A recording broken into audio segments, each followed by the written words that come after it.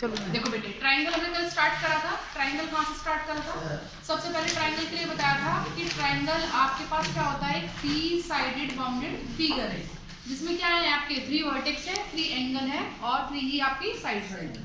जबकि सभी एंगल का जो एक ट्राइंगल है आपके पास, उनके सभी एंगल, मान लीजिए ट्राइंगल है और इनके सभी एंगल का सब कितना होता है आपके पास, 180 डिग्री। ये हमने बात की थी टाइप्स ऑफ ट्राइंगल की। तो जब हम टाइप्स ऑफ ट्राइंगल बात कर रहे थे तो मैंने आपको बताया there are 2 types of triangle. Types of triangle की बात की थी तो मैंने आपको बताया था there are 2 types of triangle. First one is on the basis of side, on the basis of side, और second is on the basis of angle. ये बताया था ना। तो मैंने आपको on the basis of side बताया था कितने तरह के आपके ट्रायंगल होते हैं। First one is equilateral, second is isosceles, third is scalar. आप इक्विलेटरल के लिए जानते हैं, इक्विलेटरल आपका एक ऐसा ट्रायंगल होगा जिसकी सभी साइड्स और सभी एंगल आपस में क्या होंगे, इक्वल होंगे, और हर एक एंगल का जो आपके पास एंगल है, मेजरमेंट उसका कितना होगा, 60 डिग्री। ये पता है ना आपको। जबकि आइसोसेलेस के लिए क्या बताया था कि एक ऐसा ट्रायंगल जिसकी ऑपोजिट साइड इक्वल हो और उसके ऑपोजिट एंगल इक्वल हो, तो वो क्या कहलाएगा, आइसोसेलेस कहलाएगा। और स्केलर के लिए बताया था कि बेटे जिसकी कोई भी साइड आपकी इक्वल नहीं होती वो आपका ट्रायंगल क्या है, स्केलर ट्रायंगल है। जबकि हमारे पास जब हम on the basis of angle की बात कर रहे थे तो वहां पे भी 3 तरह के आपके ट्रायंगल होते हैं। First one is acute. Acute के लिए बताया था कि ऐसा ट्रायंगल जिसका हर एक एंगल क्या हो, 0 डिग्री से बड़ा और 90 से छोटा। किससे बड़ा, 0 डिग्री से बड़ा, और किससे छोटा, 90 से। तो वो ट्रायंगल आपका क्या कहलाएगा, एक्यूट एंगल ट्रायंगल। सेकंड मैंने आपको बताया था right angle triangle. Right angle के लिए बताया था जब किसी ट्रायंगल में सिर्फ और सिर्फ एक एंगल कितने डिग्री का होगा, 90, तो वो राइट एंगल ट्रायंगल आपका होगा। और फिर थर्ड मैंने बताया obtuse angle triangle. Obtuse angle triangle का मतलब Less जब than। आपके किसी ट्रायंगल में एक एंगल, सिर्फ एक angle more than 90 but less than 180, तो वो ट्रायंगल आपका ऑब्ट्यूज ऑब्ट्यूज एंगल। है। उसके बाद मैंने आपको कराई थी कल थेल्स थ्योरम। आज हम बात करते हैं थोड़ा सिमिलैरिटी और कॉन्करेंसी पर। खैर हमारा मेन मोटिव तो सिमिलैरिटी पढ़ना है, पर हम उसे रिलेट करेंगे कॉन्करेंसी से। चलिए सबसे पहले हम ये देखते हैं कॉन्ग्रुएंट। हमने क्योंकि लास्ट ईयर पढ़ा था ना कॉन्ग्रुएंट, इसीलिए हम उससे जोड़ेंगे congruent. Congruent figure, congruent figure का मतलब द फिगर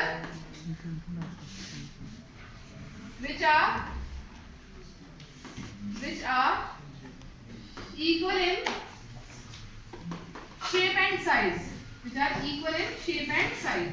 ऐसी फिगर जो आपकी शेप और साइज में क्या होंगी, एक जैसी होंगी, वो हमेशा क्या कहलाएंगी, कॉन्ग्रुएंट। मान लीजिए आपके पास कोई रेक्टेंगल है और ये रेक्टेंगल है आपके पास, इसकी लेंथ 12 है और इसकी ब्रेथ आपके पास कितनी है, मान लीजिए 10 है।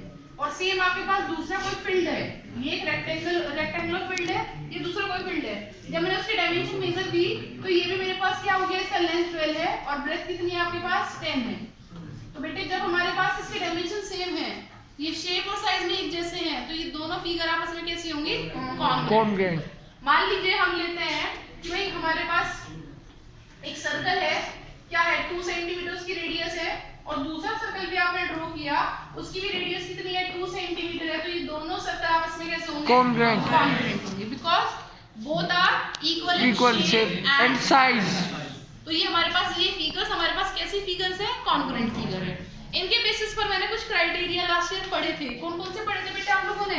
आपने पढ़ा था ट्रिपल एस, पढ़ा था ना, yes। आपने पढ़ा था ASA, आपने पढ़ा था AAS, आपने पढ़ा था RHS और आपने पढ़ा था SAS। ये तो क्राइटेरिया आपने पढ़े थे।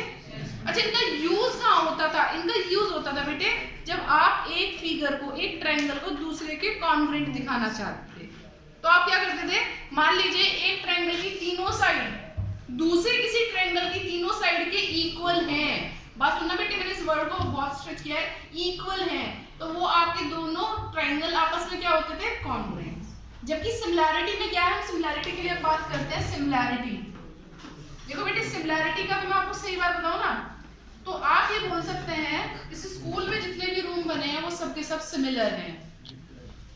आप ये बोल सकते हैं इस स्कूल में जितने भी डोर लगे हैं, दरवाजे लगे हैं, वो सबके सब सिमिलर हैं। आप ये बोल सकते हैं इस स्कूल में जितने भी पंखे लगे हैं वो सब सिमिलर हैं, है ना। आप ये बोल सकते हैं दुनिया में जितने भी रजिस्टर हैं वो सब सिमिलर हैं। आप ये बोल सकते हैं जितने भी पेन है वो सब सिमिलर हैं, बिकॉज सिमिलर का मतलब है the figure which are equal in only in shape not in size. ऐसी फिगर्स जो सिर्फ और सिर्फ केवल और केवल क्या होती है आपके पास, इक्वल होती है किसमें बेटे, शेप में। साइज कोई मैटर नहीं करता, तो वो आपकी कैसी फिगर कहलाती है, सिमिलर। सिमिलर फिगर कैसी होंगी, जो आपकी इक्वल होंगी शेप में, नॉट इन साइज। साइज उसमें मैटर नहीं करता, वो इक्वल भी हो सकती है और नहीं भी। एक और बात, जितनी भी कॉन्ग्रुएंट फिगर्स हैं ये कंपलसरी है कि वो सिमिलर होंगी ही होंगी। दोबारा सुनो मैंने क्या बोला, कि जितनी भी कॉन्ग्रुएंट फिगर है ये कंपलसरी है कि वो सिमिलर होंगी ही होंगी, बट जितनी भी सिमिलर फिगर है वो कोई कंपलसरी नहीं है कि वो कॉन्ग्रुएंट होंगी, हो भी सकती है और नहीं भी। मान लीजिए वहां पर शेप भी आ गई आपके पास सेम है, साइज भी सेम है, तो कह देंगे भाई सिमिलर भी थी और ये कॉन्ग्रुएंट है। बट अगर आपकी कोई फिगर कॉन्ग्रुएंट हो रही है तो ये बेटे नेसेसरी कंडीशन है कि वो सिमिलर तो होगी। बात समझ में आ गई। तो अब हम सिमिलैरिटी के लिए, सिमिलैरिटी के शेप क्या होती है, शेप इक्वल होती है, इक्वल इन शेप, है ना। आप सुनिए आगे, हमारे पास इसके कुछ क्राइटेरियाज हैं। इसके क्या क्राइटेरिया है बेटे, सिमिलैरिटी के, वो मैं आपको समझाती हूँ, आपको समझ में आएंगे। देखिए हटा दो इसे, चल जाएगा। देखिए सिमिलैरिटी, यहाँ पर सिमिलैरिटी कैसे कैसे लगेगी। सिमिलैरिटी यहाँ पर आपके दो कंडीशन है जिन पे लगेंगे। इसमें लगेगा, ट्रायंगल्स की बात कर रहे हैं तो ट्रायंगल की बात करते हैं। टू ट्रायंगल्स आर सिमिलर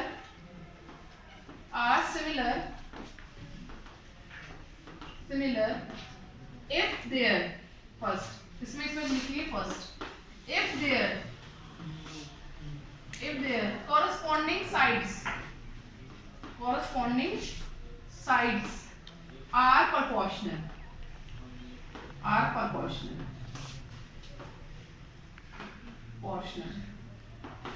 और सेकंड है हमारे पास, two triangles are similar if their corresponding angles are equal। दो कंडीशन है आपके ट्रायंगल को सिमिलर होने की। पहली कंडीशन क्या है कि उनकी जो कॉरस्पॉन्डिंग साइड्स है वो क्या होनी चाहिए, प्रोपोर्शनल। दूसरी कंडीशन क्या है कि उनके कॉरस्पॉन्डिंग एंगल्स क्या होने चाहिए, इक्वल। तो आपका फर्स्ट क्या है, फर्स्ट देखिए, फर्स्ट है इसमें आप क्या क्या क्राइटेरिया पढ़ेंगे। पहला पढ़ेंगे बेटे आप ट्रिपल ए।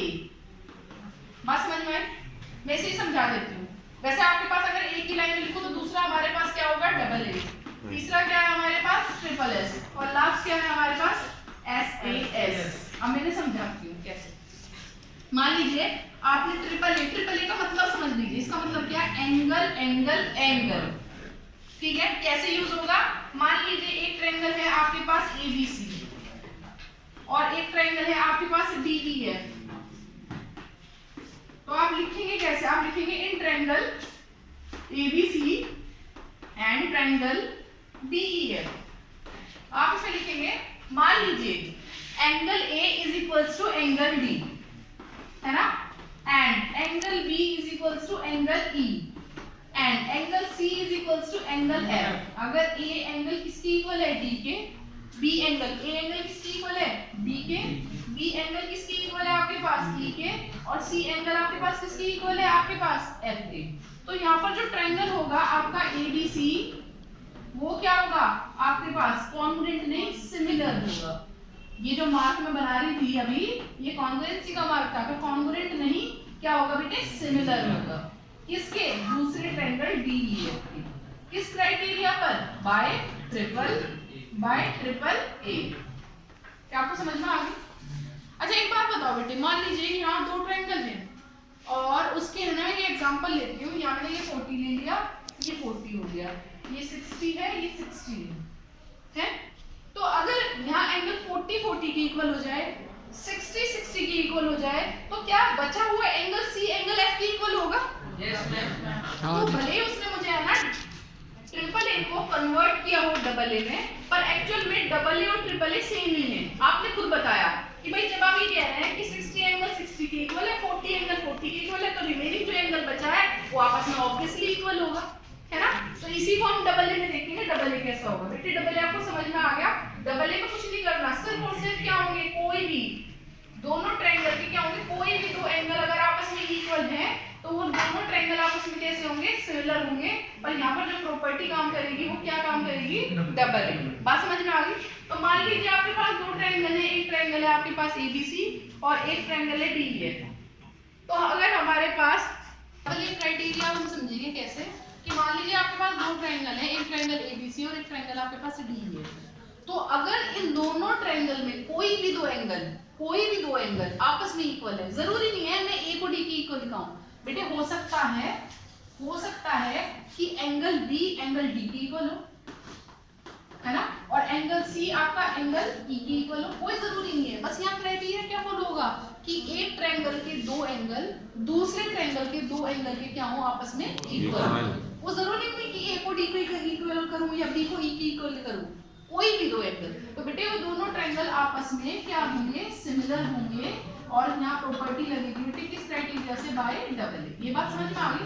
देखो ये थोड़ी सी बात अटपटी लग रही होगी, पर जैसे ही मैं आपको क्वेश्चन में अप्लाई करना सिखाऊंगी ना, आपको ये लगेगा कि ये दुनिया की सबसे इजी चीज है। थोड़ा सा फॉर्मूले सुनने में या मतलब देखने में थोड़े अजीब लगते हैं, पर जब हम क्वेश्चन में अप्लाई करेंगे तो बहुत ही इजी लगने वाले हैं। हाँ, कोई कुछ कह रहा था। एंगल ई कर दो दीदी वहाँ पे। अच्छा ई कर दूं, एंगल ई दीदी, एंगल। देखो मैंने पहले क्या लिखा, सिमिलैरिटी के क्राइटेरिया लिखे बेटे। सिमिलैरिटी किस बेसिस पे होंगे, फिगर्स कैसे कैसे सिमिलर होंगी। अगर आपके दो ट्रायंगल्स कब सिमिलर हो सकते हैं, अगर या तो उनके कोरस्पॉन्डिंग साइड क्या हो, प्रोपोर्शनल, अब इस बात को मैं समझाऊंगी, या फिर उनके कोरस्पॉन्डिंग एंगल्स क्या हो, इक्वल। एंगल्स के लिए आपने समझ लिया, अब कोरस्पॉन्डिंग साइड कैसे प्रोपोर्शनल होंगी वो मैं बताती हूँ। एक एग्जांपल देती हूँ बेटे। मान लो आपके पास ये 2 है, ये 4 है, ये 3 है, ये 6 है ना, ये 5 है, ये 10। अब हम क्या कहेंगे, देखो ये दोनों फिगर आपस में कॉन्ग्रुएंट नहीं है। कारण क्या है, कॉन्ग्रुएंसी अगर मैं ट्रिपल एस से लगाना चाहूंगी तो यहाँ 2 मतलब ए बी डी के इक्वल होना चाहिए था बेटे। आपका बीसी जो है ईएफ के इक्वल होना चाहिए था, और एसी किसके इक्वल होना चाहिए था, डीएफ। पर ये हमें एक जैसे देखने पर लग रहे हैं, देखने में एक जैसे लग रहे हैं ना, इसका मतलब देखने पे एक जैसे लग रहे हैं, इसका मतलब सिमिलर लग रहे हैं। अब वो सिमिलर है या नहीं वो बताएगा उसका क्राइटेरिया। तो जैसे ही मैंने इसे देखना अच्छे से शुरू किया तो पता चला कि ये AB के साथ रेशो बन सकता है किसका, आपके पास DE का। आपका BC के साथ रेशो बन सकता है किसका, EF का। और AC के साथ रेशो बन सकता है DF का। क्यों बन सकता है, क्योंकि AB यहाँ पर 2 है, DE 4 है, BC यहाँ पर 3 है, EF 6 है, AC यहाँ पर 5 है और DF 10 है। तो जो मैंने रेशो निकाला तो ये रेशो कितना आया, 1/2 1/2 1/2। इसका मतलब एक ट्रायंगल की सभी साइड का रेशो दूसरे ट्रायंगल की सभी साइड के रेशो के क्या है, इक्वल। इसका मतलब क्या हुआ, अगर मान लो कोई ऐसी कंडीशन आती है, एक एग्जांपल था, अगर ऐसी कंडीशन आती है तो हम वहां क्या लिखेंगे, हम वहां क्या कैसे लिखेंगे बेटे। मान लीजिए एक ट्रायंगल है एबीसी ट्रायंगल है और एक ट्रायंगल है आपके पास डीई है। तो अगर AB अपॉन DE का जो रेशियो है वो किसकी इक्वल हो, BC अपॉन EF के, वो किसकी इक्वल हो, AC अपॉन DF के। देखो बेटे ये तो मैंने ना कंटिन्यू लिखे हैं, वो कोई भी साइड किसी भी साइड के साथ रेशियो बना सकती है, ये जरूरी नहीं है। ये तो एक तरीके से रूल लिखने का आपका तरीका है, क्या पता BC साइड DE के साथ रेशियो बना रही हूँ, ऐसा भी हो सकता है AC साइड DE के साथ रेशियो बना रही हूँ। तो जो भी साइड जिसके साथ रेशियो बनाएंगे वो तो हम क्वेश्चन के अकॉर्डिंग देखेंगे। ये तो एक तरीके से हमने क्या लिखा है, फॉर्मूला लिखा है। तो मतलब AB अपॉन DE एक साइड का रेशियो दूसरे ट्रायंगल की एक साइड से, एक साइड का रेशियो दूसरे ट्रायंगल की एक साइड से, एक साइड का रेशियो दूसरे ट्रायंगल की एक साइड से। अगर रेशियो आपस में इक्वल है तो यहाँ पर दोनों ट्रायंगल आपके क्या होंगे, सिमिलर होंगे। किस क्राइटेरिया से बेटे, बाय ट्रिपल एस। क्या आपको बात समझ में आ गई। नेक्स्ट देखिए, अब हमारे पास हम पढ़ रहे हैं इसका फोर्थ एंड लास्ट SAS। ए आते ही आप समझ गए होंगे एंगल की बात हो रही है ना, पर यहाँ एंगल किस तरीके से लिया जाएगा, देखिए बेटे यहाँ एंगल किस तरीके से लिया जाएगा। देखिए मान लीजिए AB अपॉन DE किसकी इक्वल है, BC अपॉन EF के इक्वल है। अगर ऐसा कुछ बन रहा है, मान लीजिए AB अपॉन DE किसके इक्वल है? BC अपॉन EF के इक्वल है। और आप यहाँ पर SAS सिमिलैरिटी लगाना चाहते हैं तो बेटे एंगल B को भी एंगल E के इक्वल होना पड़ेगा, तभी आपकी SAS काम करेगी, है ना। इसके एवज में ये तो एक तरीका बता दिया मैंने BE। आप ये सोच रहे हो कि मुझे ऐसे नहीं लगाना, ये तो एक नियम बता दिया, रूल बता दिया मैंने। ऐसा भी हो सकता है बेटे, BC किसके इक्वल हो या DE के, BC किसके इक्वल हो या DE के। और हमारे पास अगर BC DE के इक्वल है तो EF को किसके इक्वल होना पड़ेगा? AB के। फिर भी आपका कौन सा एंगल काम करेगा? B angle E। आप दूसरी तरीके से बनाइए, दूसरी तरीके से समझिए इसे, क्योंकि ये फिर क्वेश्चन में अप्लाई आपको करनी है। मान लीजिए आप कह रहे हैं कि मैं AC को DE के इक्वल करता हूँ, कर दीजिए। तो बेटे और आपकी दूसरी साइड क्या है? BC किसके इक्वल है, या BC छोड़ो, AB किसके इक्वल है? आपके पास BF के। तो इनके बीच वाला एंगल इक्वल होना चाहिए, मतलब एंगल A किसके इक्वल होना चाहिए, तभी आप क्या लगा सकते हैं? SAS लगा सकते हैं। तो ये समझ में आ गया। तो आपने पहले में देखा कि यहाँ पर अगर AB अपॉन DE का रेशियो किसके इक्वल है? BC अपॉन EF के। तो एंगल B को किसके इक्वल होना पड़ेगा? एंगल E के। तभी आपके दोनों ट्रायंगल ABC और DEF सिमिलर होंगे किस प्रॉपर्टी से? By SAS। बात समझ में आ गई? क्लियर हो गया। चलिए अब हम एक्सरसाइज देखते हैं 6.1। 6.1 क्या है? क्वेश्चन नंबर 6.1 ये फिलअप्स है बेटे। तो फिलअप्स में आपको पहला बताना है कि ऑल सर्कल्स आर कॉन्ग्रुएंट और सिमिलर। बेटे जितने भी सर्कल्स हैं आपके क्या होते हैं? सिमिलर। उसका कारण क्या है कि यहाँ पर जो रेडियस है उनका अलग अलग होती है। क्योंकि कारण उसका ये है कि भाई मान लो मैं 2 सेंटीमीटर का रेडियस आप ले रही हूँ, उससे सर्कल बना रही हूँ, आप 4 सेंटीमीटर का रेडियस ले रहे हैं, उससे सर्कल बना रहे हैं। तो जब रेडियस आपके डिफर होंगी, क्योंकि उसने ये तो कहा नहीं कि आप सेम रेडियस से क्या बनाइए?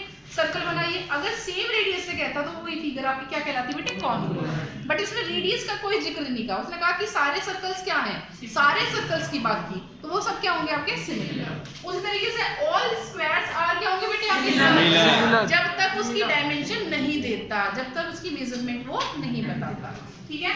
और डैश ट्रायंगल्स आर सिमिलर, किस तरह के? इक्विलेटरल। जो ट्रायंगल्स होंगे वो आपके सब के सब क्या होंगे? सिमिलर। क्योंकि बेटे देखने पर क्या दिखाई देंगी कि उनकी सभी साइड्स क्या है? इक्वल। उसने कहा 2 पॉलीगन, पॉलीगन का मतलब या ट्रायंगल से ही है। उसने कहा 2 polygon of the same number of sides. Same number of side मतलब हमने 3 साइड ली या 4 साइड ली, इस तरह से बता रहा। आर सिमिलर, सिमिलर होंगी if their corresponding angles are equal and corresponding sides are proportional। ये तो आपने पढ़ी है ना। उसके बाद आपसे पूछा है इसमें 6.1 में कि सिमिलर फिगर्स का आप एग्जांपल दीजिए। तो सिमिलर फिगर कौन सी होती है? जो शेप और साइज में एक जैसी होती है। तो आप इसमें बता सकते हैं 2 सर्कल ऑफ रेडियस 2। भाई 2 सर्कल आपने बना दिए और उनकी रेडियस क्या है? 3 सेंटीमीटर मान लो। बिल्कुल बिल्कुल। आप इस बात को अगर आपने दिमाग में रखें कि सिमिलर का मतलब है कि सिर्फ शेप में एक जैसे हो, और कॉन्ग्रुएंट का मतलब है जो शेप और साइज में एक जैसे हो, तो आपको कोई प्रॉब्लम नहीं है एग्जांपल देने में। तो सिमिलर फिगर क्या है बेटे आपके पास?